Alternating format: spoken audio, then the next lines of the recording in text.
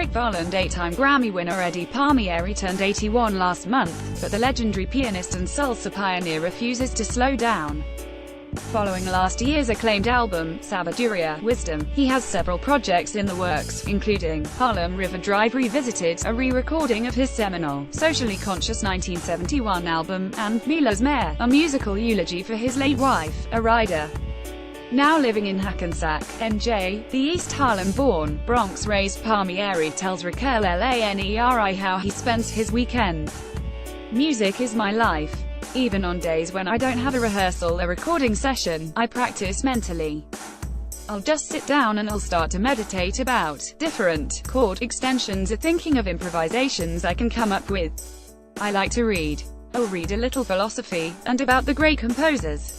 My favorite is Johann Sebastian Bach. He was really the first jazz player, with his inventions and what he did for the keyboard in the 1600s and 1700s. He's a genius. I'm a member of the Club Macanudo, at 63rd Street and Madison Avenue. It's a cigar lounge. You can smoke cigars and enjoy the food and ambience. I have my own locker, my own humidifier for my cigars and all of that. The Rev. Al Sharpton goes there. Music is my life. Even on days when I don't have a rehearsal or recording session, I practice mentally. I have another favorite place called Uncle Jack's on 449th Avenue, because they have clams on the half shell. And when I get into the Bronx, I'm in Joe's Place. It's on 1841 Westchester Avenue, and they have the folkloric Spanish food. There I talk international and domestic problems on the planet with my friends. For live music, I go to the Blue Note and the Rose Theatre, at Jazz at Lincoln Center, where trumpet player Wynton Marsalis is musical director.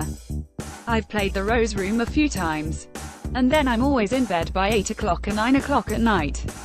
When my wife passed away 4 years ago, I moved to Hackensack with my son Eddie Palmieri too, who's my manager. I live only a mile away from one of my daughters, so I'm fine. Every day I just thank the Lord that I'm still alive and I can perform. I study yoga and I take care of my spine. Everything is just taking care of me, so I can have longevity and keep producing music. I teach at Rutgers University and my goal is to bring our symphonic orchestra there to Carnegie Hall, because I studied in the Carnegie Hall building when I was 11 years old. My piano teacher had a studio in the top floor. So I want to come back. See, the great composers didn't know anything about African rhythms, but I do, and I'm going to bring them to Carnegie Hall.